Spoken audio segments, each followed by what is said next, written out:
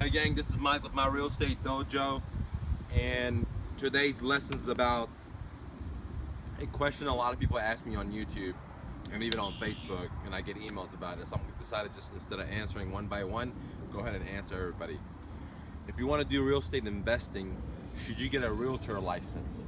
Or in other words, if you want to be an investor, do you need to become a real estate agent? Do you have to go to school? Do you have to get a license? Okay.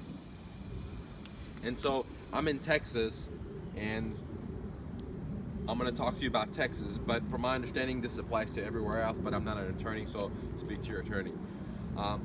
If you want to be an investor, you do not need a license. Again, if you want to be an investor, you do not need a realtor license, okay?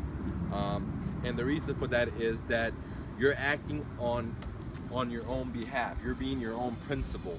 When you're trying to do a transaction, for example, when I talk to a seller to buy their home, and I put an offer in, I'm putting the offer on because I want to buy their home. So I don't need a realtor, okay? If I want to sell my house, I don't need a realtor. There's no law that says I need to have a realtor to sell my home, or if I want to buy a house, I have to hire a realtor. To hire a realtor is your choice. So an investor is exactly the same thing. You're buying properties for you, or you're buying properties for your LLC or your corporation. So you do not need a realtor license. Now, there are some different ideas to think about, like pros and cons. Let's talk about if you have your license, some pros and cons. If you have your license, the pros are that you'll have MLS access, you'll know how to use the realtor paperwork, like their contract, etc. You'll have access to all that good stuff, which is pretty powerful stuff. Okay, you'll have some training when you go get your license or certification, and you'll make friends with realtors, and some of them will have pocket listings, and what that means is they have listings they haven't put on the MLS, and they might be willing to give it to you. Okay, so those are the pros of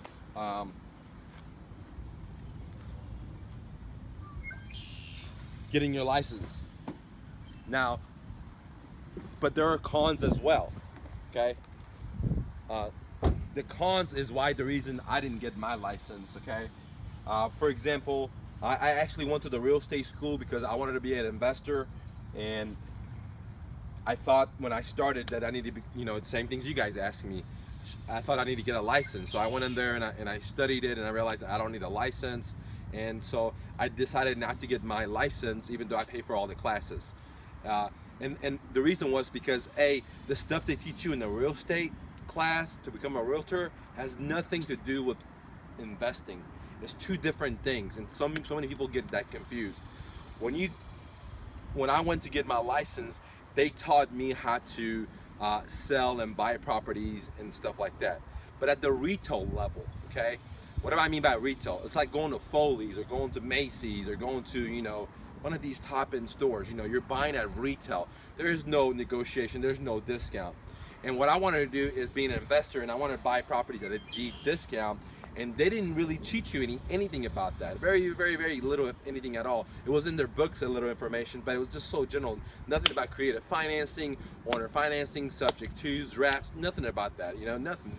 Zero zilch. Actually, if you brought any of those ideas up, the instructor would frown on those ideas, and they didn't have the information. Where I went to Championship Real Estate School in Coppell. Okay, so when I went there and I realized that everything they're teaching me at that time, and I spent $1,500, had nothing to do with real estate investing.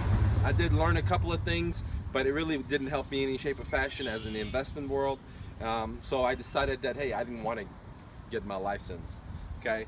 Now, here's some of the cons of having a license in my mind, and there's reasons why I didn't get my license. But if you want to, go ahead, by almighty. So I'm giving you both sides. You make your own decisions. It's your own life. Okay, the cons why I didn't want to get my license was that the code of ethics. Okay, what that means is that when you become a realtor, you have to have a code of ethics.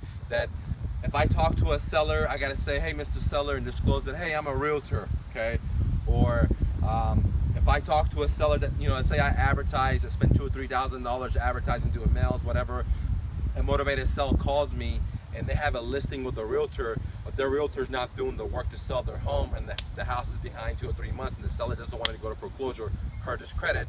As an investor, I'll tell them, hey, Mr. Seller, I want to buy your house, and here's my offer. If the seller accepts it, great, I'm willing to buy it. I don't care if you have a listing with the realtor. You know, you get Mr. Seller and the realtor, you got to work that out together, because I don't have any kind of contract or agreement with the realtor. I just want to buy your house. Now, if I was a realtor and I spent $2,000 or $3,000 advertisement and a motivated seller called me and they had a listing, then I couldn't even talk to that seller because they're listed with the realtor. Okay, so I didn't like that part. Okay, because you know, I'm an investor. If seller wants to sell me their home, I have the money. If it's a win-win situation, I'm ready to buy it. You know, I don't want to throw that customer away. The other thing I didn't like about it is the liability part. You know, if I'm a realtor, it's going to be more liability for me, because not only can they come after me as my company, as the investor, but they could also try to get my license. You know, I had to deal with TRAC, was this Texas Real Estate Commission. So simply put, it just wasn't worth it for me to become a realtor and get my license. I have to pay all these fees. I mean, the other cons is, and when you're a realtor, you have to pay MLS dues, you have to pay the Realtor Association fees, and you know, you have all these junk fees you gotta fucking pay. Now, if you want to be a realtor investor, then definitely get your license, okay? But for me, the fees, the liability, the disclosures, you know, I couldn't buy a certain type of deal because, you know, they had a listing. Where now I'm an investor, I tell the seller to call me in the same story with I spend money. Hey, tell your realtor to chew off. You know, if you and them are willing to work something out, great, sell me your house. If not a problem. When your shit expires, hit me up. I'm not scared to talk to them, and because I don't have a license, nor do I want to get a license. Now, do I want to be a realtor? I never want to be a realtor. It's not what I want to do, because a realtor in the B and I quadrant, you're in the S quadrant, and I'm not trying to be in the S quadrant. I'm looking to be in the B and I, where my money's working for me. Now, you guys are wondering why do I have my backpack on? Basically, I'm just training right now to be able to do, you know, a 600-mile bike ride to Houston or Austin or somewhere. So right now I'm just getting, you know, my gear on, get on the bike. We're trying to do a good 60 miles or 50 miles today with this heavy gear, and all my camping equipment and everything's in there. So I'm trying to decide if I want to buy paintings for my bike or if I just want to wear my beautiful backpacking gear already. Hey guys, if you like these videos, please like, please share, please comment. Make 2016 your best year. See you later.